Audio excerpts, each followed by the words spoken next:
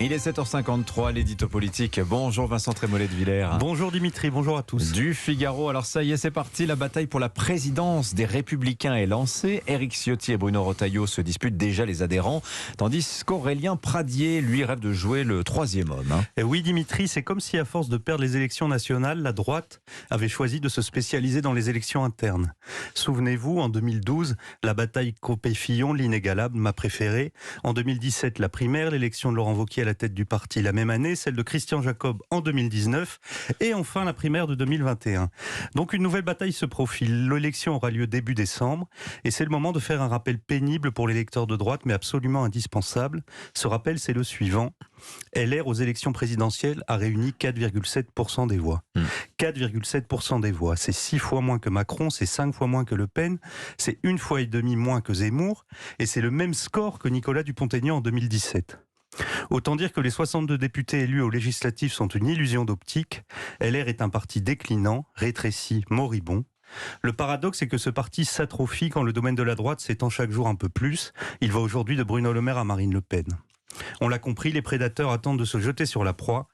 Pour LR, une nouvelle guerre civile serait mortelle. Alors voilà pour le contexte. Les deux candidats favoris maintenant, Éric Ciotti, Bruno Retailleau. Est-ce qu'ils sont si différents l'un de l'autre, Vincent ? À vrai dire, non. Le style, plus que les idées, différencie les deux hommes.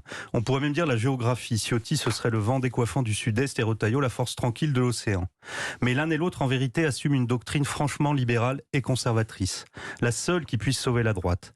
Rappelons aussi que ni Ciotti ni Retailleau n'affichent d'ambition élyséenne et que tous deux pourraient soutenir la candidature présidentielle de Laurent Wauquiez, mais on ne sait toujours pas avec quelle stratégie. Alors est-ce que finalement la droite française ne devrait pas regarder quelques modèles à l'étranger pour s'en inspirer ? C'est toujours enrichissant de regarder au-delà de nos frontières, mais pour la droite c'est indispensable. Au fond, deux modèles se présentent à elle. Le premier, c'est le modèle italien, le choix de l'alliance des droites.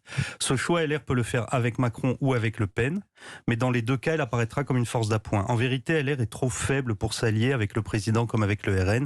Le rapport de force lui est trop défavorable. Le parti serait inévitablement englouti. Donc le modèle italien, à vous entendre, n'est pas vraiment le bon, Vincent. Non. Le modèle, en revanche, qui selon la terminologie managériale en vogue est inspirant, c'est celui de la Grande-Bretagne. Tiens. Voilà, on en parlait tout à l'heure. Les conservateurs, en effet, sont parvenus à réussir et la City et les campagnes oubliées, à convaincre les électeurs partis en masse vers le UKIP, l'équivalent du RN outre-Manche, sans perdre l'établissement londonien. La chute de Boris Johnson, fruit de ses excentricités, n'invalide en rien cette stratégie électorale. C'est au fond ce que Nicolas Sarkozy avait magistralement réussi en 2007. Mais attention, si cette stratégie n'oblige à aucun accord d'appareil, elle impose de changer de ton. C'est-à-dire de se débarrasser de toute incantation morale vis-à-vis du RN ou de Reconquête.